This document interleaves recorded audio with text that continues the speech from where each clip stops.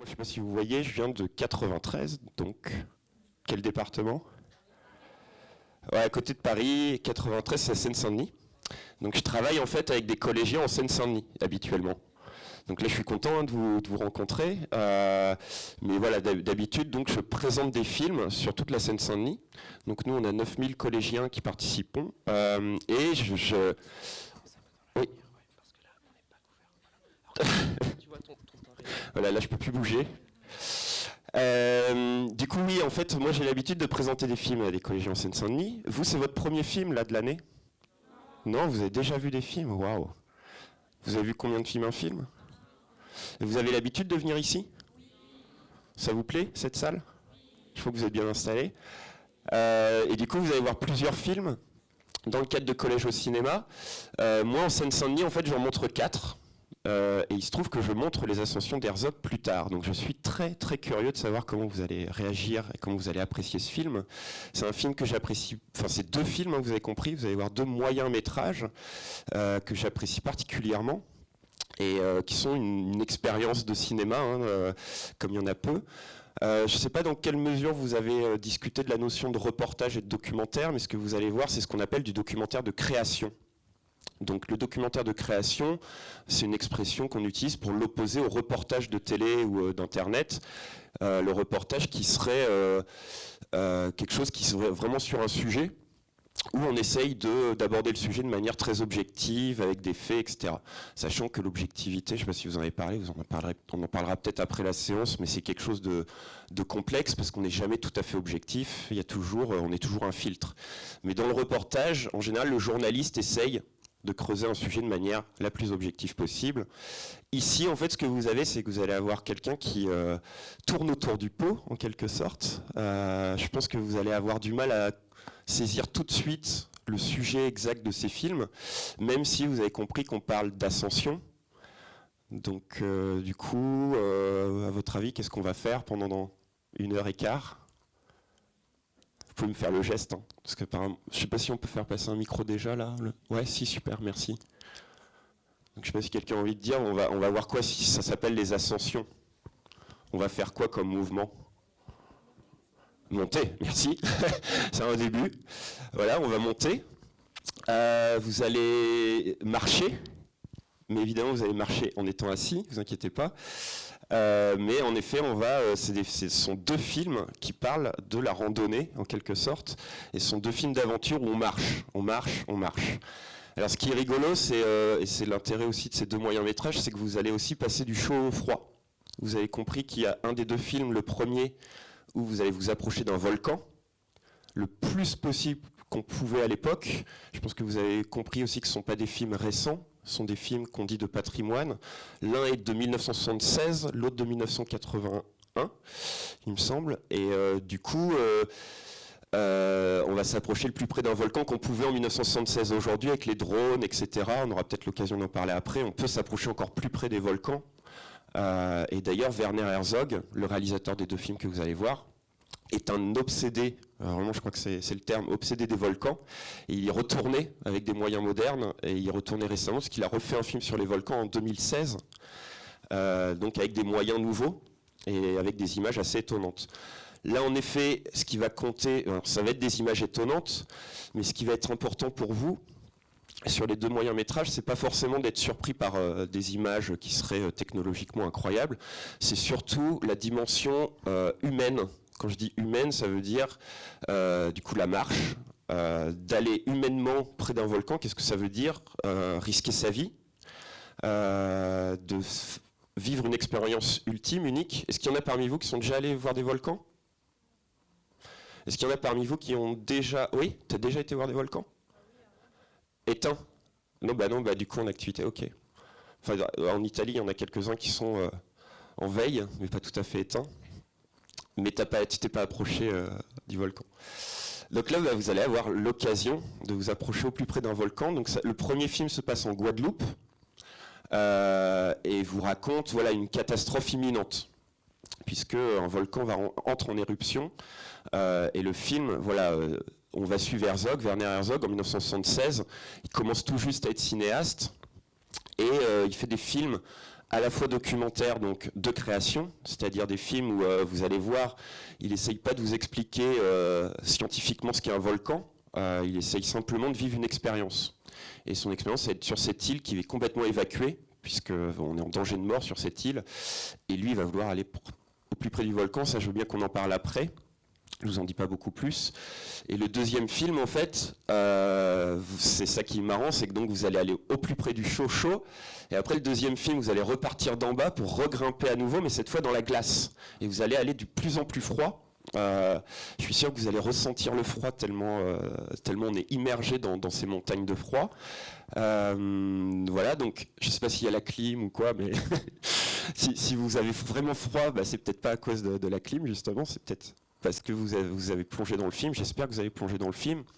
Ce sont deux films un peu bavards, comme moi, là, ce matin, puisque ce sont des films où Werner Herzog, le réalisateur, profite de la marche, profite de la randonnée, pour, dans le premier, s'exprimer lui-même et rencontrer des gens avec qui il va discuter. Et dans le deuxième, en fait, la marche, la randonnée, va permettre non seulement d'aller au cœur de la montagne et au plus froid possible, mais aussi au cœur des gens, au cœur des hommes, puisqu'il va en profiter pour dialoguer avec les deux alpinistes qu'on voit dans le film. Vous allez voir qu'il y a aussi d'autres personnages, on en parlera après. Mais les deux alpinistes, en fait, il y en a un qui est très connu, qui s'appelle Mesmer, je ne sais pas si vous en avez entendu parler, qui est un athlète. Et l'idée de Werner Herzog, c'est non seulement de suivre cet athlète, alors déjà, essayez d'imaginer dans le film, parce qu'on suit l'athlète, mais il faut imaginer qu'il y a l'équipe de tournage qui est derrière et qui fait la même ascension. Donc ça, c'est intéressant aussi de se dire voilà, que lui aussi, en tant que cinéaste, il fait un exploit et il pousse ses limites. Mais en fait, il va aussi pousser les limites de l'exercice de se confesser, de parler de soi et de parler de soi des choses très très intimes. Vous allez voir, je vous en dis pas plus. Mais du coup, ce qui est intéressant dans les deux films que vous allez voir, et j'en dirai pas beaucoup plus avant de vous laisser voir les films, c'est que non seulement vous allez physiquement au cœur de quelque chose de naturel, de très fort, donc des volcans, des montagnes, quelque chose qui nous dépasse en tant qu'être humain, et puis aussi au cœur des humains en même temps. Donc il y a ce double mouvement, donc c'est voilà, c'est quelque chose d'assez subtil. Je pense que rien que quand je vous explique, vous comprenez bien que vous n'allez pas voir des reportages comme vous avez l'habitude de voir peut-être comme on a l'habitude de voir dans les médias. Donc ce sont des documentaires assez particuliers.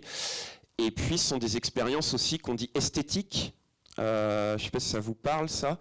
On en parlera un tout petit peu après. Je voulais vous montrer une peinture, mais on ne peut pas là techniquement le montrer avant, donc je vous le montrerai après.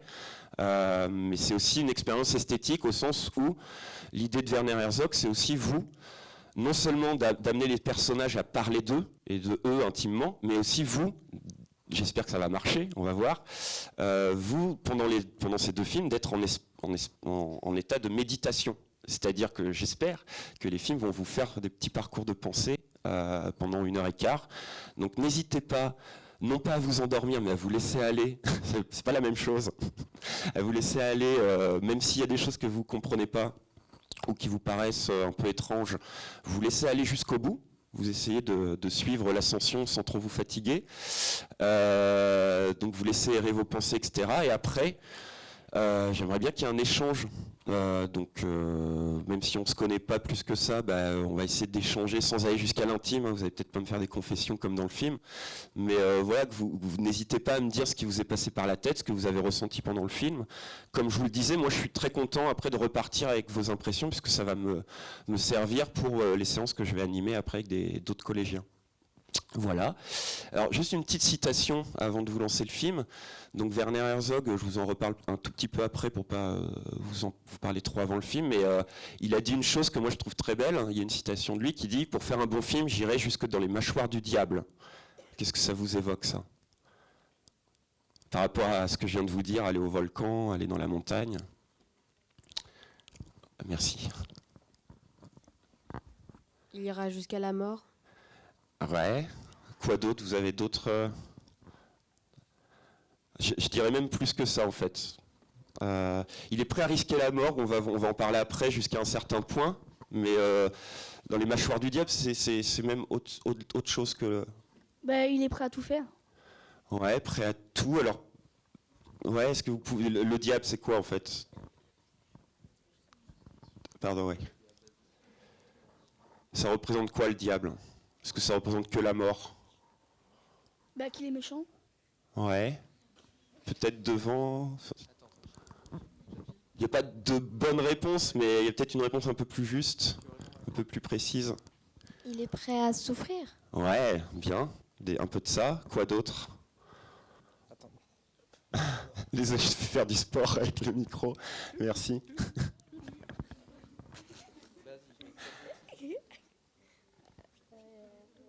Vas-y, ouais, vas-y. Je suis là. Ah non, tu veux pas? Ok. Bah, juste devant toi. Bah, même après l'enfer, il serait prêt à en payer le prix.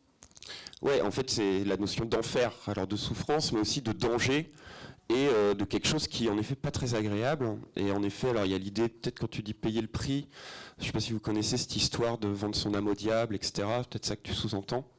Il est prêt à faire un pacte en effet avec le diable pour faire un bon film. Donc il est prêt à aller très loin, peut-être pas prêt à tout, ou peut-être pas prêt à mourir, mais il est prêt à aller très loin et à subir quelque chose à aller en enfer. Et là vous allez un peu aller en enfer, d'abord un enfer rouge, le volcan, et ensuite un enfer blanc, la montagne. Donc bonne traversée des enfers, et on remonte après des enfers pour en discuter. Je vous remercie, bon film.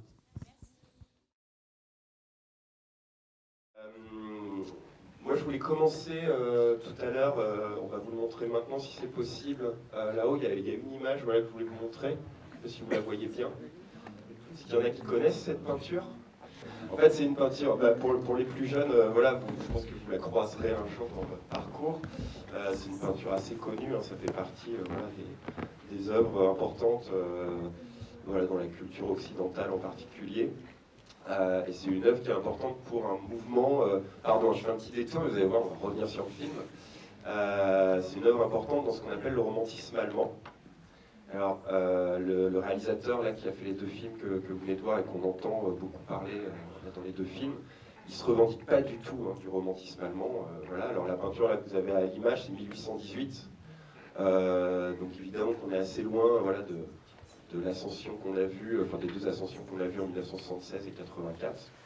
Mais, est-ce que je voudrais commencer par ça, avant d'avoir votre avis sur le film.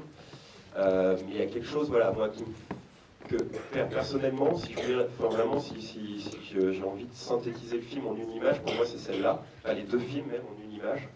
Pour moi c'est celle-là, qui est une peinture qui plaît beaucoup à Werner Herzog. Est-ce que vous voyez pourquoi? Qu'est-ce qui peut faire écho voilà, à ce que vous venez de voir dans cette image? Il y a des choses simples, il y a des choses un peu plus complexes. On dirait qu'il y a un volcan derrière. Alors, alors qu'est-ce qui te fait penser à des volcans? Le premier film. Non, mais je veux dire dans l'image. Ah, les montagnes, genre la forme de montagne derrière. La forme, ok. Quoi d'autre? Si, je pense que si tu penses à des volcans, c'est à cause peut-être de la fumée, non? Des nuages. Alors, je sais plus le titre exact, je pense qu'il y en a qui vont pouvoir m'aider, c'est Le Voyageur. Voilà, merci, Voyageur au-dessus d'une mer de nuages, de Caspar Friedrich. Donc il y a un peintre assez intéressant, vous pouvez voir d'autres peintures de lui, mais celle-là, elle est intéressante. En effet, il y a les nuages qui peuvent rappeler, tu as raison, les volcans, ce ne sont pas des volcans, je ne pense pas qu'il ait pensé à des volcans, mais en effet, ça peut faire penser à ça. Quoi d'autre? Vous avez d'autres réactions? Qu'est-ce qui peut rappeler aussi les films qu'on vient de voir? Donc, les montagnes, ça c'est voilà, le niveau premier, comme ça littéral, c'est les montagnes, la fumée, en tout cas les nuages qui peuvent faire penser à de la fumée. La notion de voir au loin, d'être en hauteur.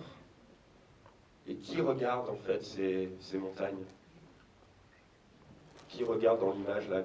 On a des montagnes, on a quoi d'autre au premier plan? Vous voyez la notion de premier plan, arrière-plan ou pas? Vous avez travaillé, parmi vous, là, qui ne connaît pas ces notions-là? N'hésitez pas, hein, Premier plan, donc ce qui est devant, le plus proche du spectateur, celui qui regarde, et ce qui est au loin, c'est l'arrière-plan. On voit un monsieur. Ouais, on voit un homme, carrément, donc un voyageur, comme le titre l'indique, le titre du tableau l'indique. Et il est comment? Ah, si tu peux laisser le micro, excuse-moi. Il est comment? Je te torture pas, juste creuser un peu. Il regarde devant. Ouais, et il est comment par rapport à nous, par rapport au spectateur? Est-ce que tu vois son visage? Non, on voit pas son visage. Du coup, qu'est-ce que ça fait comme impression? Qu'il est mystérieux. Ouais, très bien. Anonyme, mystérieux, carrément. Est-ce que tu t'identifies à lui? Est-ce que tu te projettes, enfin, est-ce que quand tu regardes cette image, est-ce que tu le regardes lui ou est-ce que tu le regardes au loin? La première fois quand l'image est apparue, comme ça, est-ce que tu as eu un réflexe de regarder plutôt les montagnes au loin ou lui? Ah ouais, tu le vois lui? Bah oui, parce qu'il est au premier. Ouais. Et t'as pas, moi j'ai l'impression que d'après toutes les réponses qu'on a eues, on a le réflexe de regarder au loin. En fait, l'idée d'avoir ce personnage comme ça au premier plan et qui regarde au loin, c'est notre position de spectateur qui regarde en fait. Et du coup, il a un peu un relais de nous dans l'image. Parce que vous avez beaucoup en publicité, vous regarderez un peu en publicité si vous voyez des affiches, etc. Quelque chose qui fonctionne beaucoup, on appelle ça l'identification. C'est avoir un personnage dans l'image auquel le spectateur quand on est au cinéma et le consommateur quand c'est la publicité s'identifie. Du coup, ça te donne pas l'impression d'être immergé, enfin de te projeter dans l'image? Quand tu dis je vois l'homme. Non, pas trop. Ok. Il y a d'autres réactions, je crois. Ouais. Mais en vrai, il est habillé comme les gens tous les jours, donc il fait peut-être partie, il représenterait peut-être un public qui regarde la nature. Ouais, un promeneur habituel, il n'est pas équipé comme Messner avec les piolets, etc. Ouais. Moi, je dirais qu'il ne représente pas du tout le réalisateur, parce que le réalisateur, il n'est pas du tout habillé pareil. C'est un peu spécial parce que on pourrait croire que normalement, il devrait être habillé comme un voyageur, alors que là, c'est juste un spectateur. Enfin, il est banal, il n'y a rien de spécial. Ouais, je crois vraiment que c'est un peu ce qu'on dit, enfin, ce que je vous disais, c'est la notion d'anonyme, c'est quelqu'un d'anonyme, un promeneur, on peut dire. Quelqu'un qui voyage et qui en effet est habillé, bon il a quand même une canne pour s'aider à grimper. Mais ouais, on l'imagine mal aller faire de l'escalade et aller au loin. Donc en fait il se sent, je sais pas, c'est ça que j'essaie de vous faire dire un peu, peut-être qu'il y a encore une réaction qui ira dans ce sens. Mais ce que j'essaie de vous faire dire par rapport à la position du voyageur qu'on a dans l'image, c'est qu'il regarde au loin mais... Vas-y, oui, réagis peut-être. On dirait qu'il y a comme de la pluie parce que quand on voit son manteau et sur les pieds. Ah oui, alors, l'image est abîmée. Le tableau est abîmé, c'est la croûte de la peinture qui est craquelée. Donc ça, mais c'est intéressant, on va en parler aussi, c'est la notion de grain d'image, de texture de l'image. Donc tu as raison, elle est vieillie l'image, enfin la peinture est vieillie. Non, ce que j'essaie de vous faire dire ou comprendre, peut-être vous l'avez ressenti, c'est surtout que quand on voit ce voyageur qui regarde au loin, on voit bien que c'est inaccessible pour lui, que ce soit dans la manière dont il est habillé, là où il se tient. Donc il ne peut que regarder, il ne peut pas aller plus loin que ça. Je ne sais pas si ça fait écho à une phrase qu'on entend vers la fin de Gasherbrum, enfin de la montagne lumineuse de l'ascension de Messner. Vous voyez à quoi ça peut faire allusion, ça, dans ce qu'il dit? À un moment, quand je vous dis, voilà, quand on regarde ce tableau, pour moi, il regarde au loin, mais il n'ira jamais au bout, puisque on voit bien qu'au bout, il y a encore d'autres montagnes, et peut-être derrière les nuages, encore d'autres montagnes. Donc, est-ce que ça peut faire écho à une phrase de Messner, d'après vous? À la fin du film, il dit qu'il regarde devant lui, mais qu'il ne regarde pas derrière lui. Donc là, il regarde devant. Complètement, oui. Et est-ce que, pour creuser, qu'est-ce qu'il dit exactement quand il dit, quand il parle de la nature du monde pour lui, qui n'est ni rond ni plat? Il est infini et il s'arrête au bout d'un moment. Là, il s'arrête quand toi tu peux plus avancer. Il s'arrête en fait. quand il... Ouais. Avec lui, quoi. Enfin, ouais. Et du coup, il y a cette idée-là, moi je trouvais importante avec ce tableau. Bon, je ne sais pas si après, vous avez peut-être d'autres références qui vous font penser au film. Moi c'est celle-là. C'est en effet, là, clairement, l'idée d'infini, quoi, du monde infini. Je ne sais pas si vous ressentez ça parfois. On a l'impression que le monde, même s'il est fini, hein, donc la Terre est ronde, etc., on commence à avoir exploré la plupart de la planète. Malgré tout, voilà, d'aller dans l'enfer blanc dans lequel ils sont allés, comme il le dit, il y a quand même peu de monde qui y va, c'est un endroit inatteignable. Et du coup, il y a cette idée voilà, d'une nature qui est plus haute, plus grande que nous, qui nous dépasse, qui est infinie, dont notre limite, en fait, elle est plus proche que la limite du monde. Alors, juste pour vous faire une petite référence philosophique, c'est pas pour faire mon intello, mais c'est intéressant de le savoir, vous utilisez peut-être une expression, moi quand je vois le film, j'ai envie de dire c'est sublime, c'est peut-être pas le mot que vous utiliseriez, on va voir les mots que vous utilisez pour le film, mais en fait le mot sublime il n'est pas anecdotique, ça a un sens et qui a été beaucoup utilisé pour ce tableau et que moi j'utiliserai aussi pour les films d'Herzog. C'est un philosophe.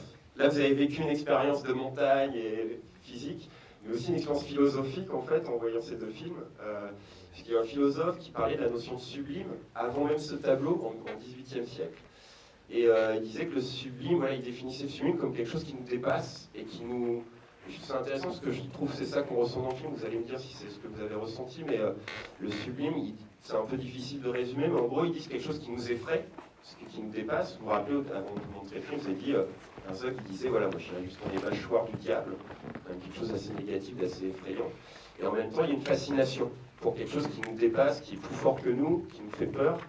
Voilà, et dans les deux films, je ne sais pas si vous l'avez ressenti, il y a quelque chose de cet ordre-là pour le cinéaste, pour Herzog. C'est-à-dire qu'il est fasciné, mais en même temps il a peur. Hein. Enfin, clairement, il ne va pas avec Messner non plus. Hein. Vous avez compris qu'il prête une caméra pour que Messner rapporte des images, mais il ne va pas jusqu'en haut, Herzog, lui. Hein. C'est pour ça qu'à un moment, quand vous disiez il va jusqu'à la mort, non, quand même. Il a conscience de ses risques, de ses limites, et il n'est pas allé jusqu'en haut, lui. Est-ce qu'il y en a parmi vous qui ont ressenti ça dans le film, même si le film est ancien, que ce n'est pas des moyens techniques d'aujourd'hui, cette sensation d'avoir peur en même temps d'être fasciné? Est-ce qu'il y en a parmi vous qui ont une fascination comme ça pour les volcans, pour la montagne, qui l'ont retrouvée? Est-ce que vous voulez réagir là-dessus peut-être par un autre bout, est-ce que le film, les deux films que vous venez de voir, vous font penser à des thématiques actuelles, à des choses qui sont dans l'air du temps? Est-ce que ça vous a fait réfléchir à des choses du monde d'aujourd'hui, même si les films ont 30 ans, enfin voire 40 ans? Je pense que on n'a plus forcément ça aujourd'hui, puisqu'on trouve ça plutôt naturel. Mais il dit bien là dans le film que même avec des moyens maintenant plus modernes, on ne peut pas arriver à ça facilement. Et que la nature va pas être facile à dompter. Tu veux dire aller tout en haut, etc. Oui. Donc la nature indomptable, ça c'est un truc universel, ok. Je suis pas tout à fait d'accord avec toi, mais peut-être que d'autres vont nuancer ou apporter leur pierre. Dans le premier film aussi, on voit les gens qui rencontrent, ils savent qu'ils peuvent rien faire. Et c'est comme aujourd'hui, on a l'impression d'être puissant, de pouvoir faire des choses, mais peut-être qu'au final, à la fin, on ne pourra rien faire, quoi que catastrophe. La notion d'être impuissant face à la catastrophe qui arrive. Alors est-ce qu'il meurt finalement dans le premier? Il se sent impuissant, mais est-ce que finalement il leur arrive quelque chose? Non, il ne meurt pas parce qu'il ne va rien se passer. T'étais déçu de ça ou pas à la fin? Enfin, je suis sûr. Moi, je ressens ça quand j'ai découvert le film à votre âge, en fait, le premier, pas le deuxième que je connaissais pas, mais le premier, j'ai découvert à peu près à votre âge. Et là, j'étais hyper déçu à la fin, parce que finalement, t'as ressenti quoi, toi? Je peux pas dire que j'ai été déçu, parce que j'étais encouragé de faire ça. Et il y a un homme aussi, il restait pour sauver les animaux. Et aujourd'hui, je pense pas que beaucoup de personnes risqueraient leur vie juste pour sauver des animaux qu'ils ne connaissaient même pas en plus. Toi, t'as nié, en fait, pour toi, c'est un héros. Non, c'est pas un héros, Ouais. c'est une personne qui a des convictions. Et moi, je respecte ça. Surtout quand on est face à la mort, c'est difficile de prendre des choses. Ouais. Ok. Par rapport à ça, ça m'intéresse s'il y en a d'autres qui veulent réagir sur le premier film sur le volcan.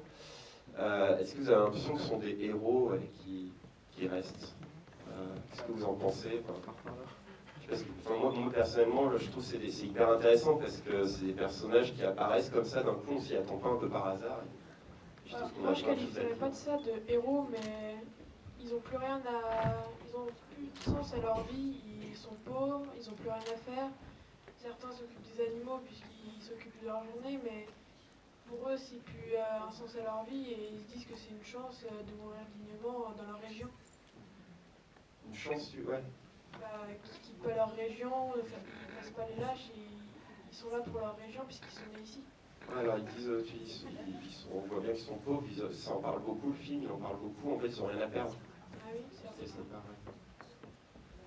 Tout le monde est parti et il n'y a que lui qui est resté pour rester avec les animaux. Alors vous avez compris, ils sont 3 à rester, il en interviewe 2. Mais il dit qu'il a trouvé un homme allongé, là, et puis il y en a deux autres. Pour moi, c'est des héros parce qu'ils restent pour sauver les animaux. Ok. D'accord. Pourquoi? Attends, alors juste garde le micro, mais est-ce que vous pensez que c'est que pour sauver les animaux? C'est quoi leur raison pour rester?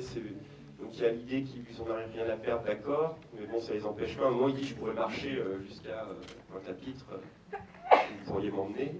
Ouais, voilà, qu'est-ce qu'il y a d'autre qui motive à rester? C'est pas que sauver les animaux, en fait. Il veut rester pour voir le volcan.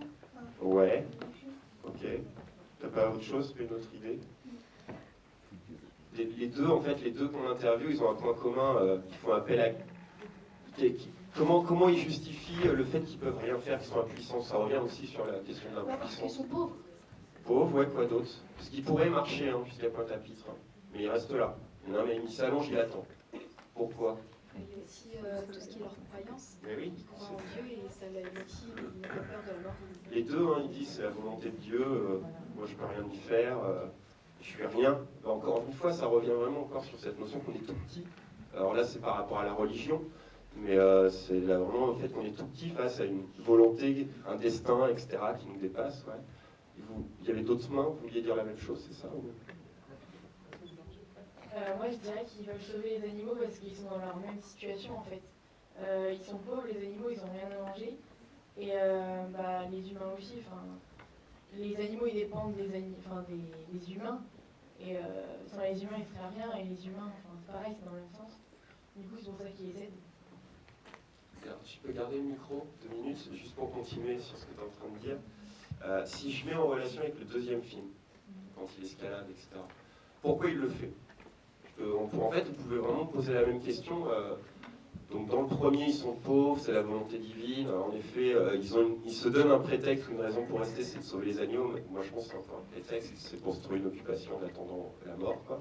Mais dans le deuxième, c'est quoi qui pousse les deux alpinistes à faire pareil, quoi, c'est-à-dire à aller au-devant de la mort? C'est peut-être pour en parler aux générations futures, peut-être pour laisser une trace de leur personnalité, pour en parler, quoi. Tu trouves que c'est aussi simple que ça? S'il y en a d'autres qui veulent compléter là-dessus, sur le deuxième film, les deux alpinistes, qu'est-ce qui les motive à aller au-devant de la mort, si on veut mettre en comparaison avec le premier film? Il dit qu'il pense pas que d'autres gens feront ça plus tard et tout. Donc il pense que ça va le faire. Ouais, donc là il y a l'histoire d'ambition, de laisser sa trace, que disait ta camarade, ouais, de l'exploit. Alors c'est vrai qu'il y a cette notion d'exploit, mais il y a d'autres choses encore. C'est pour repousser les limites de l'alpinisme et leurs limites à eux, ouais. Et marquer le monde de l'alpinisme. Ouais, c'est vrai qu'il y a cette notion d'exploit. C'est ce qui... Enfin, il est présenté comme ça, Messner, l'alpiniste. C'est quelqu'un qui a de l'ambition, qui veut se dépasser, etc. Mais si tu peux garder le micro, est-ce qu'il n'y a pas des moments où tu as l'impression qu'il dit des choses un peu plus complexes, un peu plus difficiles à cerner? Je ne sais pas si tu vois, un moment, il se compare à un artiste. Tu te rappelles ce qu'il dit? Non, tu ne te rappelles pas? Quelqu'un se rappelle de ce qui... Vraiment, moi, je trouve ça intéressant, il se compare à un artiste. En quoi c'est l'alpinisme serait de l'art ou une activité créative? Ouais. Ils ont dit qu'ils étaient tous fous. Alors ça d'ailleurs, ça peut rejoindre le premier film. On a l'impression qu'ils sont un peu fous aussi. Ouais, c'est vrai. Et les artistes aussi, avec les artistes aussi.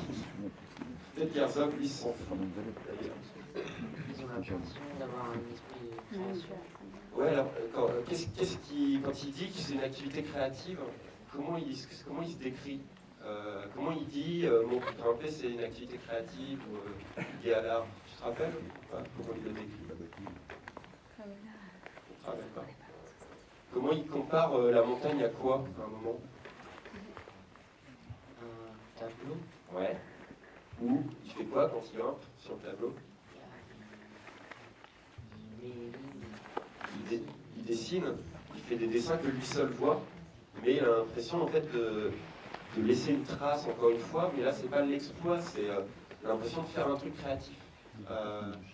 Et du coup, on voit bien qu'il y a quelque chose de difficile à cerner. Alors lui, il parle pas de Dieu, hein, mais il dit quand même, voilà, c'est plus fort que moi, il faut que je le fasse. comme ça le dépassait aussi.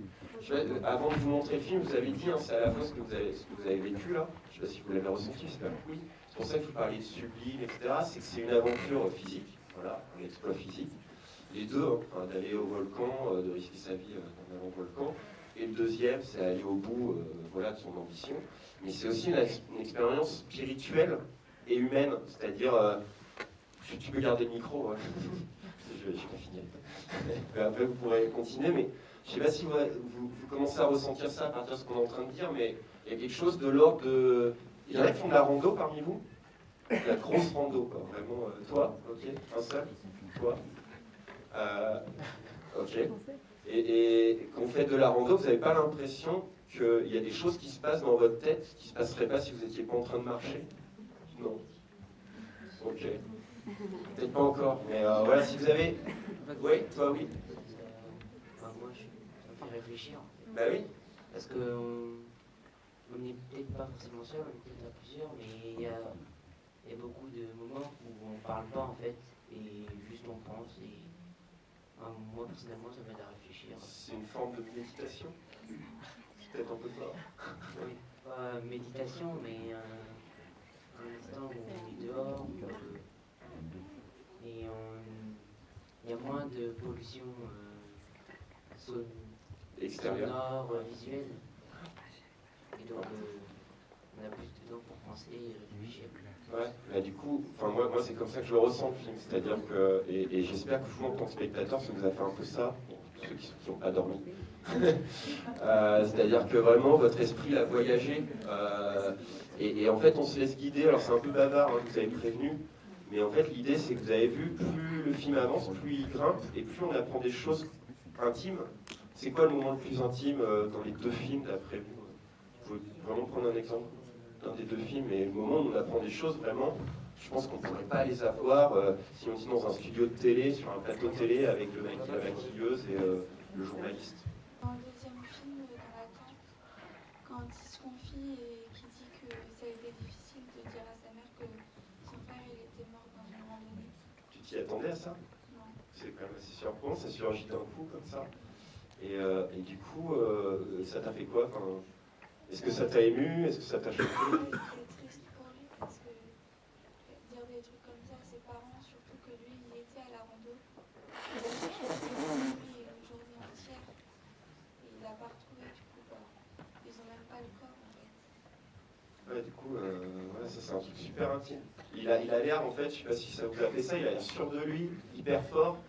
Donc là, on est sur quelque chose qui est de l'ordre du héros ou du type qui fait l'exploit. Et là, est-ce que ça, alors, ça évoque la tristesse, mais est-ce que tu l'as pas senti aussi différent? Comment est-ce qu'il t'est apparu différent le personnage d'un seul coup à ce moment-là? Oui, parce qu'il était faible, entre guillemets. Faible, ouais. Moi, je dirais fragile. Mais ouais. C'est là où on voit qu'il est fragile, mais alors vous avez, enfin, je sais pas si toi et puis les autres, si vous comprenez ce que j'essaye de vous faire comprendre, c'est que en fait, c'est non seulement on est fragile et petit face à la nature, on peut essayer de surmonter, etc. Mais en fait, on est aussi fragile à l'intérieur, quoi. Et là, on voit bien que ça c'est, enfin, il y a une espèce d'assurance comme ça qui tombe d'un coup. Derrière, tu veux lever la main aussi, vas-y. Je trouve que ça montre aussi que grimper l'alpinisme, ça met les nerfs à rude épreuve. Carrément. Et bah oui, quand même, puisque là, il éclate quand même en sanglots juste en lui disant le nom de sa mère. Donc il se dit qu'il a vu des moments durs à l'alpinisme et il s'en souvient.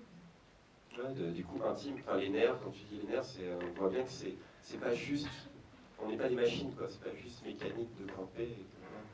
C'est pas juste de l'endurance, il faut aussi avoir le moral et c'est ça. surtout avoir C'est carrément. Alors, juste si tu peux garder le micro 2 secondes, est-ce que tu as eu peur à des moments pour eux? Quand on voit déjà l'avalanche, ça fait, on se dit que à chaque seconde tu peux risquer ta vie dans l'alpinisme, donc ça se voit que c'est un sport extrême et qu'on devrait pas faire ça tous les jours. Qu'est-ce qui t'a marqué quand il y a l'avalanche? Qu'est-ce qui t'a... Surtout les épisodes où il raconte ses coéquipiers qui meurent, un qui est dans le froid et l'autre par une avalanche, donc tu te dis que ça peut très bien t'arriver à toi aussi. Et est-ce que il y avait du suspense pour toi? Est-ce que tu étais sûr qu'il y arriverait? Est-ce que jusqu'à la fin, tu n'étais pas sûr? Non, jusqu'à la fin, j'étais vraiment pas sûre. Et à la fin, quand tu te dis qu'ils ont réussi, tu te dis ouf. C'est soulagé. Ouais, puisque il y a 50% de chances qu'ils y arrivent et 50% de chances qu'ils n'y arrivent pas et qu'on les retrouve pas. Est-ce qu'il y en a parmi vous qui veulent bien témoigner dans les deux films du moment qui est peut-être le plus... On a le plus, pas peur, hein, parce qu'on a pas sursauté, etc., mais où vous êtes le plus senti petit, vous, en tant que spectateur, face à la nature? Parce qu'il y a des moments où vous vous êtes dit ça dans les deux films. Oui, quand ils étaient tous les deux dans la neige complètement. Vers la fin, là, quand ils sont vraiment épuisés sous la neige, on les voit presque plus. Ils étaient seuls.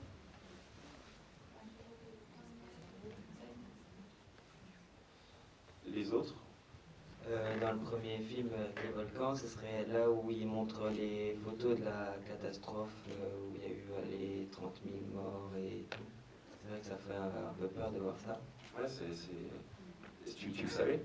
Ça va, je savais qu'il y avait des catastrophes comme ça, mais pas avec autant de morts. C'est quand même un territoire français, c'est notre. Enfin, voilà, c'est l'histoire aussi. Voilà, ça serait censé être dans notre histoire, dans notre culture, et on ne le sait pas tellement. Il y a d'autres moments, peut-être, pour les autres, qui vraiment vous avez senti que vous étiez très fragile. Quand en tant qu'être humain. le premier homme qu'il rencontre, il parle beaucoup de Dieu et il dit qu'en fait c'est son sort et que c'est lui qui en a décidé comme ça. Mais on voit beaucoup maintenant dans les reportages ou même dans les films des gens qui prient pour pas que ça leur arrive. Mais lui on ne voit pas prier pour pas que ça lui arrive. En fait il dit juste que c'est son sort et qu'il ne peut rien lui faire. Est-ce que dans le deuxième film, il y a des moments où on parle de ça, de Dieu? Est-ce que tu te rappelles de moments dans l'ascension de la montagne? Les porteurs ils sont européens. Carrément, les porteurs, ouais. Et je ne sais pas si vous avez fait attention, au moment où ils disparaissent, Messner et Camerlander, ils n'ont pas de nouvelles d'eux, ils s'inquiètent, et Werner Herzog, il dit, il y a le cuisinier, Rosie, je crois, qui a prié pendant 4 nuits. Donc il y a quand même cette idée de relier, enfin voilà, c'est quand même là, quoi. Alors, je sais pas, Herzog, il n'est pas croyant, je pense pas. Mais voilà, il croit en quelque chose qui est de l'ordre du magique. Alors je voudrais vous montrer un extrait d'un autre film. Enfin, c'est pas un extrait, c'est une bande-annonce, c'est un teaser, comme on dit aujourd'hui. En fait, je vous ai dit avant dans ces films, Herzog, il est retourné plusieurs fois essayer d'approcher des volcans. C'est vraiment une obsession. Je sais pas, il y a quelque chose comme ça qui titille. C'est quelqu'un qui va, même si, alors il a fait du documentaire, beaucoup de documentaires, il en fait encore beaucoup, il est très productif. Excuse-moi, juste avant dans ces teasers, il a fait aussi beaucoup de films de fiction, notamment Hollywood. Maintenant, c'est vraiment un réalisateur très très connu, c'est un grand cinéaste d'aujourd'hui, dans le monde entier, et pas seulement pour des documentaires un peu complexes comme ça ou philosophiques, il a aussi fait des films de fiction plus classiques hollywoodiens. Récemment, il en a fait plusieurs, et puis il est connu pour avoir pour avoir organisé un tournage meurtrier et complètement dingue, un tournage de fiction. Il en a fait 2 en fait assez complexes. Il a raconté encore une question de conquête. Il a raconté donc dans Aguirre, La colère de Dieu, que je vous conseille de regarder si vous avez l'occasion, qui est un film vraiment une expérience assez incroyable. Il a vraiment emmené tous les comédiens avec des centaines de figurants dans la jungle amazonienne, et il a voulu reconstituer un épisode de la conquête des conquistadors à travers voilà, les territoires indigènes, et il les a vraiment emmenés dans la jungle, ils ont vraiment vécu dans les conditions, voilà. Et du coup, le tournage est plus célèbre quelque part que le film, puisque sur le tournage, ça a été, tu parlais des nerfs là, vraiment les nerfs à vif. Et donc il y a un documentaire qui existe sur le tournage qui est impressionnant, parce qu'ils se disputent avec tout le monde. Les acteurs, ils sont toujours mis à rude épreuve, ils sont toujours sur le point d'abandonner. Donc vous voyez, ça rejoint ce que je vous disais, quoi, où il dit « je suis prêt à aller dans les mâchoires du diable pour faire un bon film ». Il en a fait un autre qui s'appelle Fitzcarraldo, où là carrément il a emmené un bateau, un gros bateau, il y avait toute son équipe. L'histoire du film, voilà, c'est un bateau qui est sur les torrents. Et voilà, il a vraiment fait ça, il a vraiment été dans les conditions réelles, d'emmener ce bateau dans le torrent. Et là, récemment, il a fait un film qui est que je trouve assez impressionnant. C'est un film qui s'appelle Into the Inferno en anglais, alors, en français on a traduit par dans la fournaise, mais en fait, vous comprenez bien, ça veut dire en enfer, quoi, Into the Inferno. Et du coup, comme je vous disais avant, je trouve ça intéressant de regarder le teaser, parce que vous allez voir que c'est plus les mêmes techniques aujourd'hui. Vous avez compris, hein, dans l'ascension de la montagne, Gasher-Broom, il prête une petite caméra, vous avez vu à quoi ça ressemble pas du tout à nos caméras d'aujourd'hui. Je ne sais pas si vous avez vu dans les soufrières, à un moment on voit la caméra, le type de caméra, est-ce qu'il y en a un parmi vous qui a repéré, qui veut la décrire? Ouais, toi? Non. Ouais, un moment de la soufrière, donc sur Volcan, on voit un tout petit peu le type de matériel qu'ils utilisent. Je ne sais pas si ça vous a marqué ça. Bah, on voit quand ils essayent d'escalader dans le premier film, ils ont beaucoup de matériel, surtout des supports, et je crois que c'était plus avec des cassettes vidéo. Ouais, alors dans le premier c'est de la pellicule. Alors c'est bête, j'aurais pu vous emmener un petit bout de pellicule, mais à cette époque-là on tournait en pellicule. La vidéo a commencé tout juste, les cassettes commençaient tout juste à apparaître, mais on tournait vraiment en pellicule. Et donc en fait, vous voyez à un moment c'est granuleux. Je sais pas si vous voyez, il y a des moments dans l'image elle est un peu granuleuse, on pourrait dire sale, un peu comme le tableau qu'on a vu qui craquelait là. Ouais, bah, aujourd'hui la pellicule, quand on regarde ça, ça fait bizarre parce que en effet, quand on n'a pas des conditions avec des gros éclairages, etc., ça peut donner un côté un peu granuleux. Ça le fait un moment où c'est les deux alpinistes, c'est Messner qui filme lui-même, ils sont vraiment très granuleux, l'image est quasi floue. Donc c'était juste pour comparer, parce que là vous allez voir donc, un petit teaser de Into the Inferno, où là ils utilisent des moyens très très modernes. Il y a beaucoup plus de budget, beaucoup plus de moyens, étant connus. Et du coup, voilà, on va voir rapidement, vous allez voir qu'ils sont impressionnants ces images.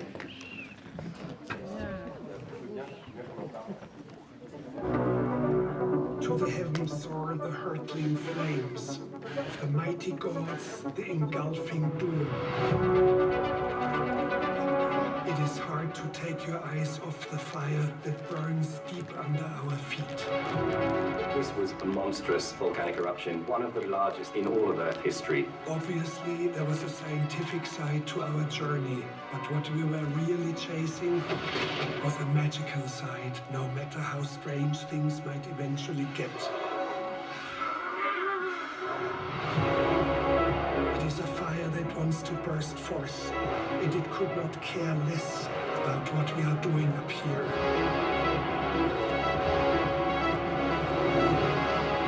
This volcano will destroy this world.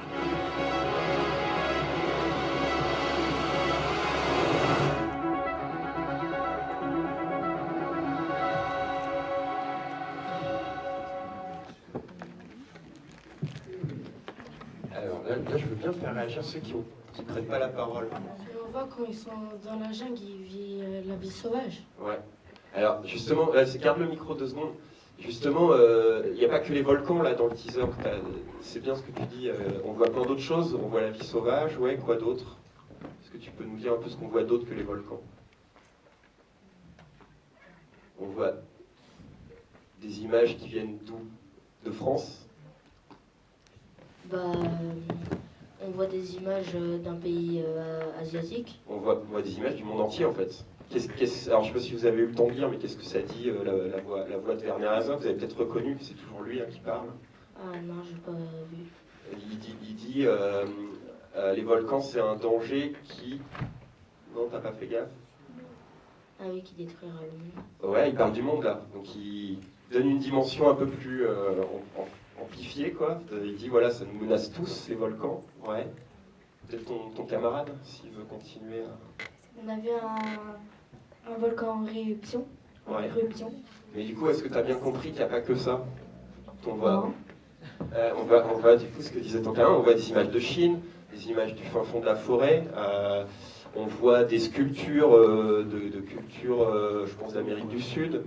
En fait, ce qu'il essaye de faire dans Into the Inferno, c'est de dire, ben voilà, quelque chose qui nous dépasse tous, c'est pas juste les alpinistes, c'est pas juste les gens qui sont en Guadeloupe, quoi. Il y a quelque chose de l'ordre de l'universel dans le volcan qui me fascine, donc il creuse un petit peu. Et derrière toi, oui, il y a quelqu'un qui lève la main. Tout à l'heure, on voyait le mec de tout à l'heure, enfin la première fois. Et on a revu, très bien, bravo. J'espérais que quelqu'un le repère. C'est très très court, je ne sais pas si vous l'avez vu tous. Et on voit celui qui est allongé dans la soufrière. En fait, il va réutiliser des images de la soufrière dans Into the Inferno, comme pour dire j'ai pas été au bout de ce que je voulais. C'est pour ça que le film il peut avoir un effet un peu déceptif, ça peut décevoir de ne pas voir le volcan en fait. Et lui, je crois qu'il était déçu. Et du coup, il a continué, et là, je crois qu'il est allé plus loin. En effet, t'as raison, bien vu. Donc on revoit en effet dans Into the Inferno des images de la soufrière. Et ce qui l'intéresse, c'est plus ce personnage finalement que le volcan dans la soufrière. Ce qui va être le plus important, c'est ce personnage qui reste là allongé, comme ça. Et en quoi ça nous représente? Alors je vous ai posé la question, vous n'avez pas trop répondu. Mais en quoi ça représente le monde d'aujourd'hui? Peut-être tu peux garder le micro et me répondre. Moi j'ai une autre question. Ouais, vas-y. Très bien, oui, c'est vrai, si vous avez des questions, allez-y. Ouais. Et tout à l'heure aussi, on voit les mecs en combinaison. Ouais. Pour pas se faire blesser.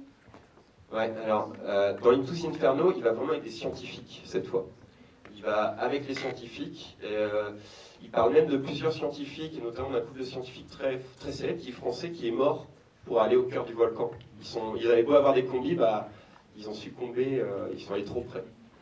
Et il parle de ça aussi, c'est-à-dire, il y a aussi cette question de la science, elle va aller jusqu'où pour connaître la vérité. Il y a aussi ça dedans. Il y a une autre main qui se lève. Pour le volcan, dans le film, on ne voyait pas beaucoup, on voyait juste une montagne avec de la fumée, alors que là, on voit vraiment la lave qui sort. Dans la fournaise, quoi. Ouais. On a peut-être plus la sensation de chaud. Alors, vous avez peut-être repéré aussi que c'est pas un film qui est fait pour le grand écran. Non? C'est quoi l'indice qui nous indique ça, que c'est pas un film fait pour la salle de cinéma? Ça peut être une série puisque c'est sur Netflix. Donc, c'est pas une série.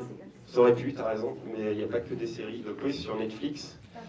Alors, Herzog, il a un peu vendu son âme au diable, à mon sens, pour de vrai, puisque maintenant il fait des films pour Netflix. Il fait beaucoup de documentaires, beaucoup, mais produits par Netflix. Et du coup, je ne sais pas si vous savez un peu, mais la plupart des films Netflix, on ne peut pas les voir sur grand écran, ils ne sortent pas en salle de cinéma. Ce qui est hyper dommage, parce que finalement, vous avez vu, ils sont impressionnants, les images, elles sont hyper belles.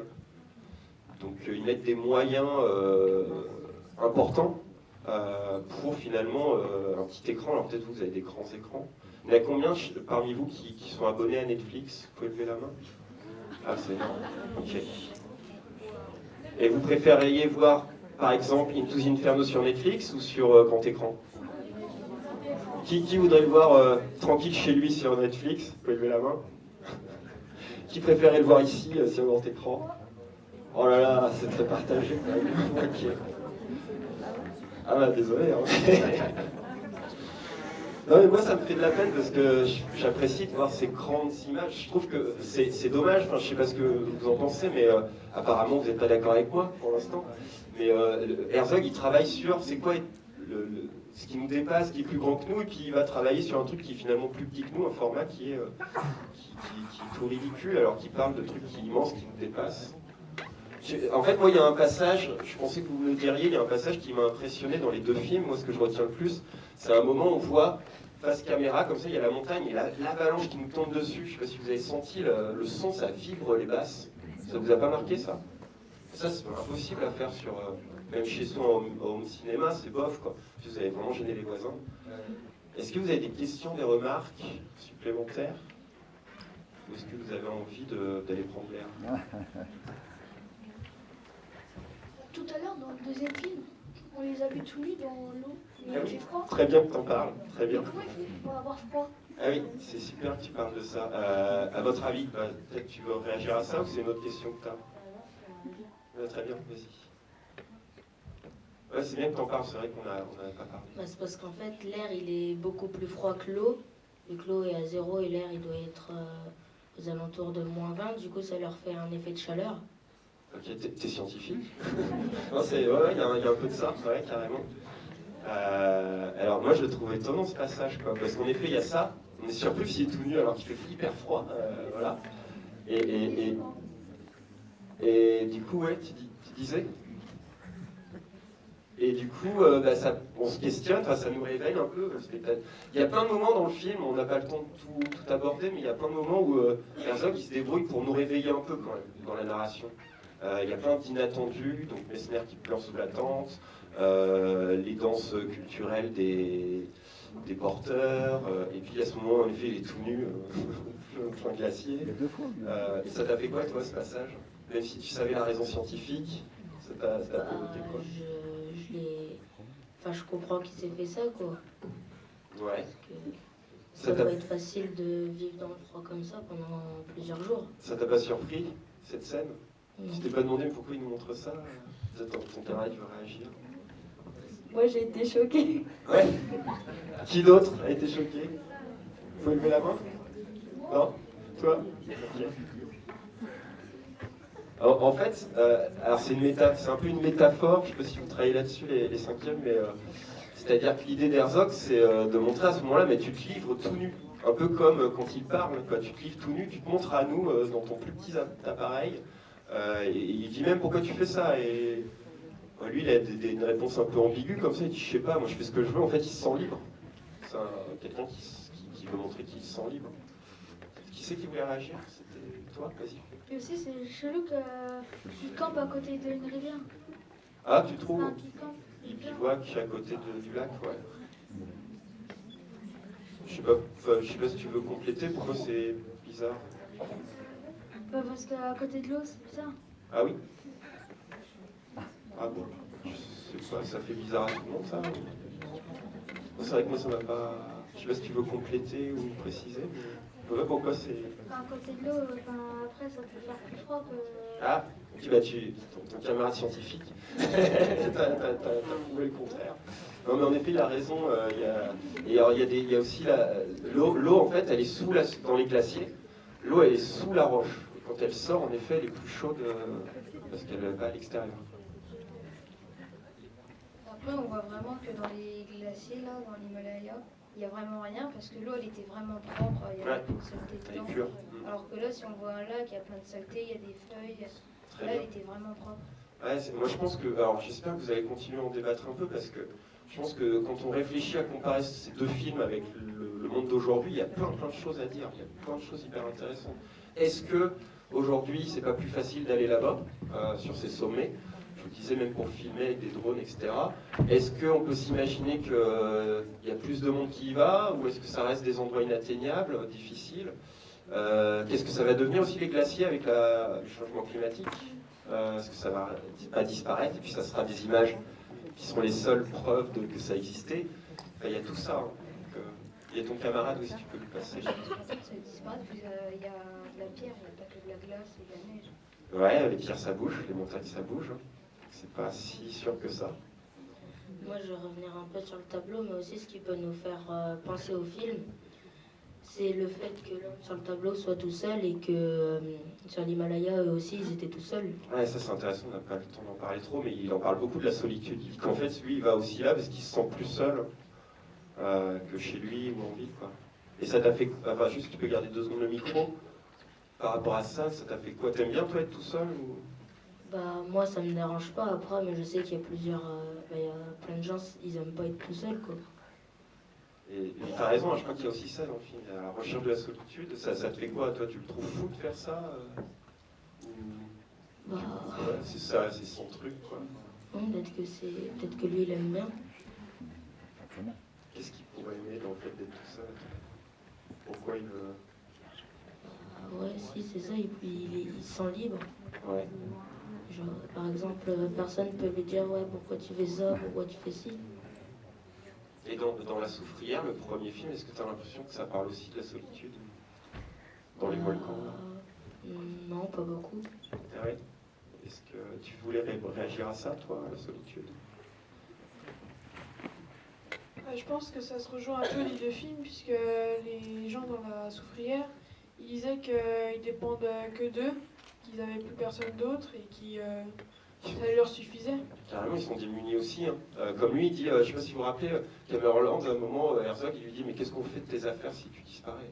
Il dit, bah, ça... Enfin, dans les deux films, en fait, ce sont des personnages qui ne sont pas attachés aux choses matérielles, qui sont démunis. Même Messner, quoi, il va tout en haut.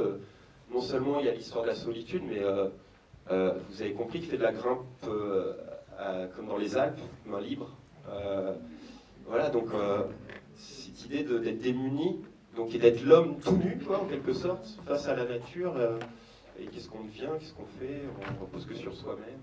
Le film avec les montagnes, c'est quand même un peu organisé parce qu'il a quand même prévu de l'argent pour au cas où si il se faisait quelque chose et tout. C'est une expédition, carrément, ouais, t'as raison. C'est moins... en fait, je crois que dans La Soufrière, il y a aussi ce truc où c'est un peu improvisé, quoi. C'est un peu à l'arrache. Oui, dans le premier, c'est improvisé. Dans le deuxième, c'est un peu plus organisé. Dans le premier, je pense même que vous pouvez dire c'est un peu des amateurs. C'était fait en 76. Je sais pas si vous vous rappelez, au moment il dit mon chef-op, il a oublié ses lunettes immunitaires. Ça vous avez fait gaffe à ça. Enfin, un peu amateur, je crois qu'il se moque un peu de lui-même dans le premier film. Il dit on était vraiment minables comme expédition. Et en effet, en 84, c'est vraiment préparé. Bah, c'est une star. Hein. Enfin, il part avec une star qui a l'habitude de faire ça. Et vous avez compris que même si c'est préparé, il y a l'idée d'être démuni quand même, de faire avec rien. Quoi. Ouais, j'espère que ça vous a pas donné envie d'affronter la mort, mais de découvrir un peu Herzog. Bon, malheureusement, je pense que vous aurez le réflexe d'aller sur Netflix, ceux qui sont inconnus, parce que vous êtes pas mal. Mais je sais pas, en salle, il y a régulièrement aussi des propositions de films d'Herzog, si on en a fait beaucoup. Je ne saurais pas vous dire combien. Mais voilà, si vous avez l'occasion, je vous remercie de votre attention. Vous étiez super. Et puis bonne continuation. Merci pour la salle, de l'accueil et de la projection.